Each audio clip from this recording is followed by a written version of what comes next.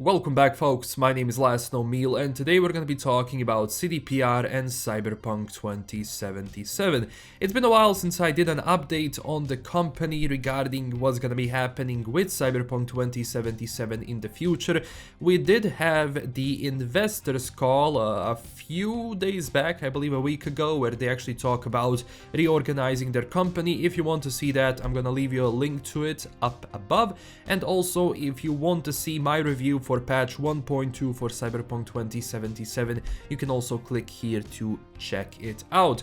So in the most recent interview for Reuters, Adam Kiciński, the Joint Chief Executive Officer of the company, did talk more about, fixing Cyberpunk 2077, and he says there, "I don't see an option to shelve Cyberpunk 2077. We are convinced that we can bring the game to such a state that we can be proud of it and therefore successfully sell it for years to come." So we're going to be talking about that after the intro, and before we begin, thank you so much for your support, and also I do apologize for the lack of videos. Channel was having issues with likes, dislikes, and comments disappearing, also other issues in the background. Now I did reach out to YouTube, and credit where credit is due this time. Actually, I got a proper support from YouTube about my channel. They're still working on it, they're still trying to figure out what's going on, but luckily, YouTube is working with me on fixing all of this, and they did actually confirm that throughout YouTube there are huge problems with likes, dislikes, and comments disappearing. We shall see what's going to be happening with that. I will keep you informed as it is. Now, without further wasting your time, let's get into it.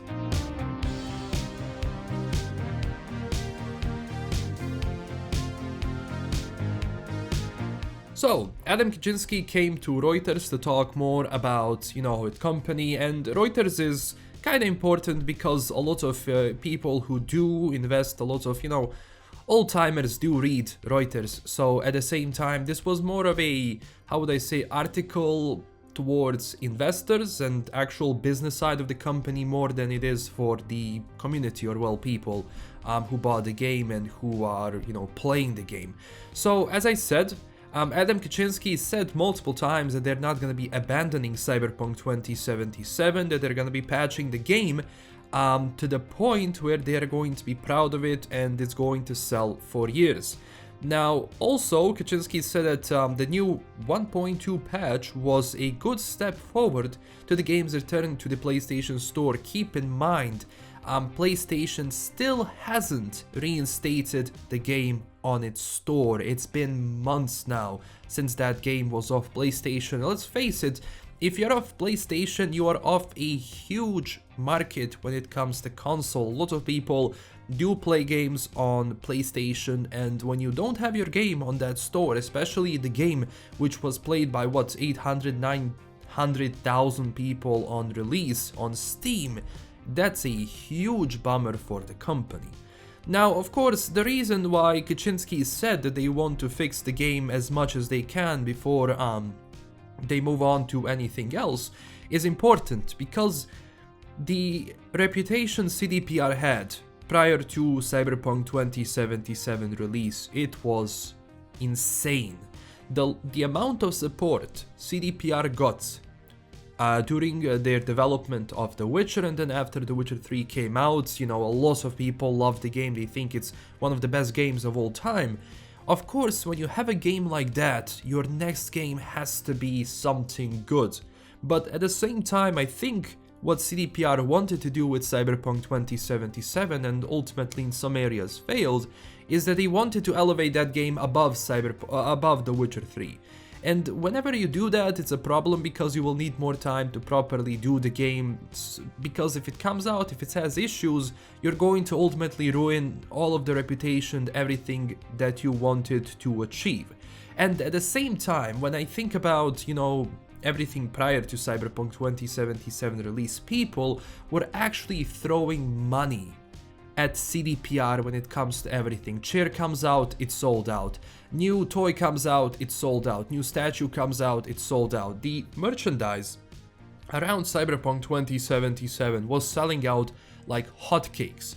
So when you have a company which in the eyes of the community is praised then you're gonna have people throwing money at you.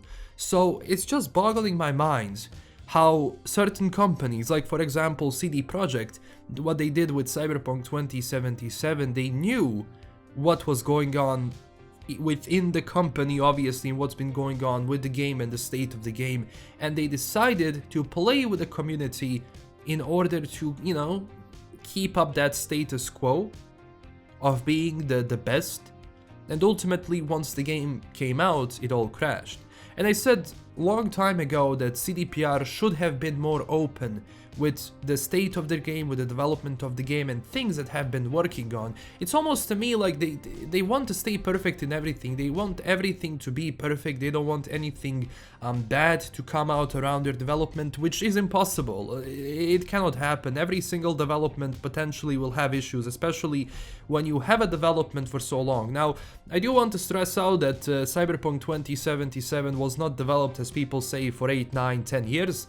The development on Cyberpunk 2077 started actively when the last expansion for The Witcher 3 was finished. That's when CDPR decided to fully start working on Cyberpunk 2077. I believe they wanted to do two games at the same time when that first initial teaser trailer came out and when they were testing the ground for their game, but obviously that was proven to be impossible.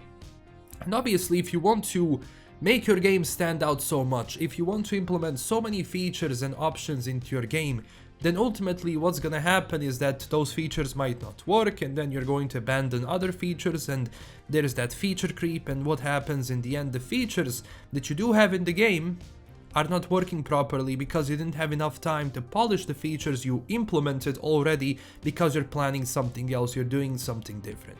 And obviously, like, I am happy that they want to fix Cyberpunk for people, because for people who actually paid for the game, I'm glad that at least, you know, we're gonna be getting a game which we wanted, I hope. Again, I keep saying to people, everything is just words right now. It's the same as it was before Cyberpunk came out, when they said, oh yes, it runs surprisingly well on consoles, and then when it came out it wasn't running, you know, surprisingly that well. So honestly, I'm kind of fed up with words. I'm kind of fed up with promises. You know, when it's like, yeah, we got this under control. If you don't have it under control, tell us. You know, people are gonna be a lot more forgiving if a company is a lot more honest with them, because at the same time people are actively investing money into that game. A pre-order for me is an investment. I consider it as an investment, and a company which takes in investments, being pre-orders, they need to be more open with the community and with people who are giving their money for their game.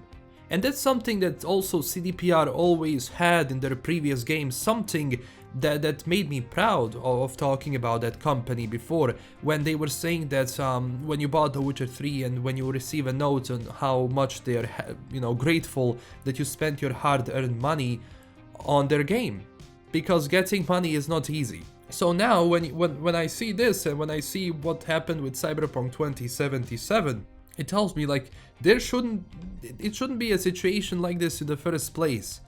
There shouldn't be a situation where Cyberpunk is fixed after the release, because all of that hype, all of that will to play the game obviously can go down. And I personally enjoy the game. I mean, I'm having a hard time to love the game. Obviously it wasn't as easy as I did with The Witcher 3, because I do acknowledge that Cyberpunk 2077 does have issues. It has a lot of issues. And if only they were more honest with us, with the community, this situation wouldn't have happened in the first place.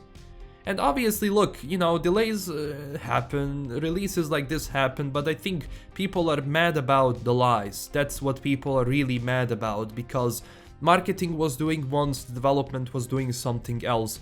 Adam Kiciński was saying one thing, the reality was something else. That's what people are kinda mad about, and I do understand why people are mad about that. So I'm going to give you a link to this full Reuters article if you want to check it out, but this is what's been going on right now. They are not abandoning Cyberpunk 2077. They are going to continue to work on it, and it makes sense that they continue to work on it.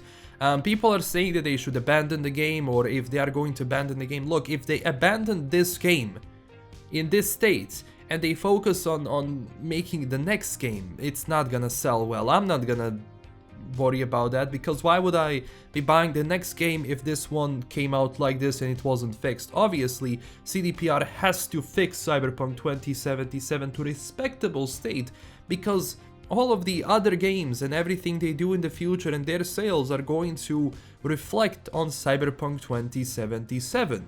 It's gonna reflect on everything CDPR did with Cyberpunk 2077, because it's going to tell you what they are going to do in the future. So if they do fix Cyberpunk 2077 and bring it into that promised state, then obviously whatever they sell next is going to, all of this is going to soften that impact. But if Cyberpunk is not fixed, their next games, their projects are going to actually be in danger. Also, there was some worry about a hostile takeover, because whenever a company doesn't do well, that's when the value of the stock drops, and that's when you have people like trying to creep in on it to probably do the acquisition or maybe buy the entire company, because this is a publicly traded company, you can do it. Now, also Kiciński said this, that hostile takeovers cannot be fully ruled out in the gaming industry, but CDPR took steps a few years ago to reduce the risk of becoming a takeover target, including capping a shareholders' voting rights to 20%. So obviously, when it comes at least to that ownership side, CDPR for now is safe, but we don't know what's going to be happening in the future. Obviously, if the value of the stock drops, there is always that possibility someone's going to swoop in and they're going to basically acquire the company. It's been happening before, it's going to happen in the future, but we shall see. So that's everything I have for today. Again, hopefully you enjoyed this video. I'm going to continue working on videos from tomorrow. Obviously, you're gonna have a video every single day. Thank you so much for your time. Thank you for waiting, and that's it. This is LKM signing out. Don't forget to check us out on Twitter and Discord, and also I do have a Patreon if you wanted to support the channel in an extra way. And also huge thanks to my current Patreon supporters. This is LKM signing out, and stay classy everyone. Bye bye.